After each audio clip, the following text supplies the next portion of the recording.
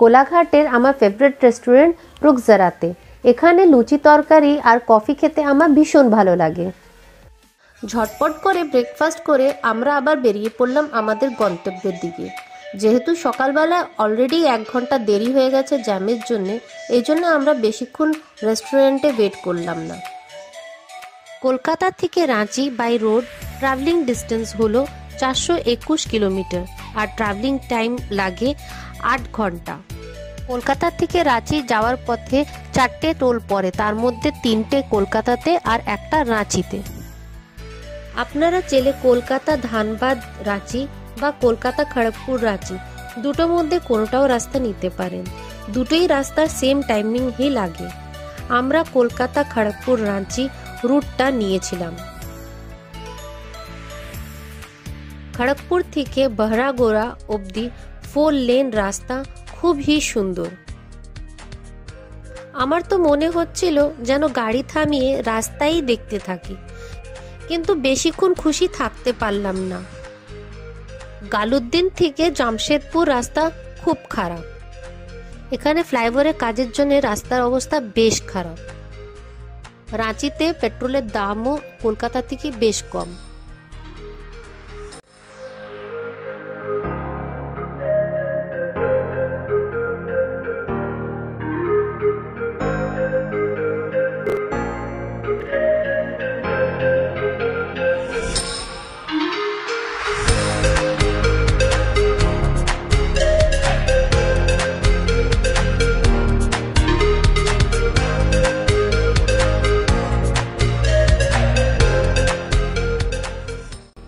আমরা এখন রাঁচি থেকে 182 কিলোমিটার দূরে আছি। তো এখন একটা আমরা শর্ট ব্রেক নিলাম ফর লাঞ্চ। এখানে লাঞ্চ করে একটু দেরি রেস্ট করে, মানে এত সুন্দর ওয়েদার, এত সুন্দর, পেছনে দেখতেই পারছো জঙ্গল আছে। একটু দেরি এখানটা রেস্ট করে তারপরে আমরা আবার বেরোবো।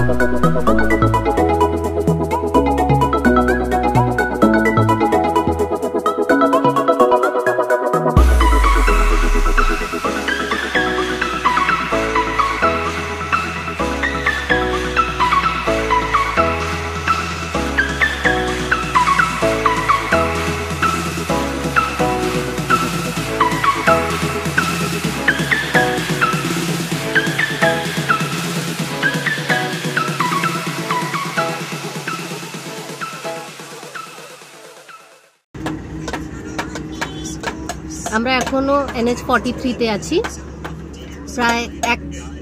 প্রায় 100 কিলোমিটার ভীষণ রাস্তা খারাপ বলতে পারেন, একদিক দিয়ে রাস্তাই নেই। ফ্লাইওভারে কাজ চলছে, 2-3টে ফ্লাইওভার এতটাই কাজ চলছে, মানে বিভৎসভাবে রাস্তা খারাপ, তাই অনেকটা বেশি আমাদের টাইম লাগছে। মানে এস্টিমেট টাইমিং গুগল হিসাবে আমাদের 8 ঘন্টা লাগা উচিত, ওর জায়গায় আমাদের প্রায় 10 ঘন্টা মতন লেগে যাচ্ছে। রাঁচিতে আসলে হাতে অনেকটা সময় নিয়ে বেরোবেন, যেন এরকম সিচুয়েশনে অসুবিধা না হয়। যাই হোক, চলুন আগে দেখি আর কি কি পাই।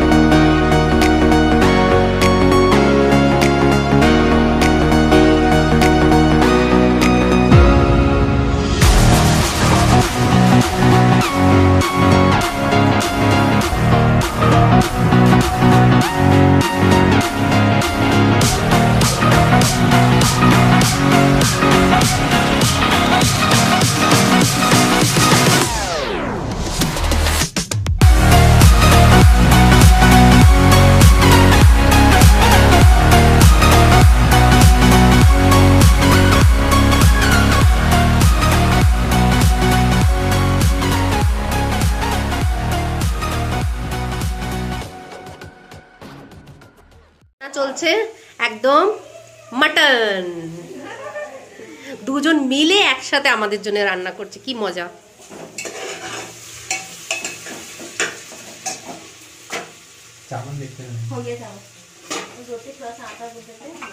এখন আমরা রাঁচি পৌঁছে গেছি, আমার বোনের বাড়িতে।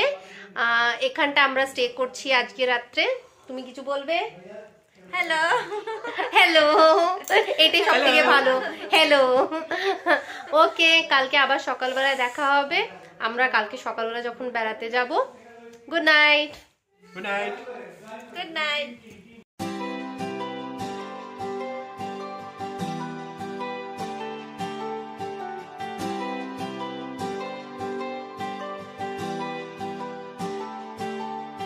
I'm standing on the edge of a cliff, realize there must be more to life than this, reaching for the stars.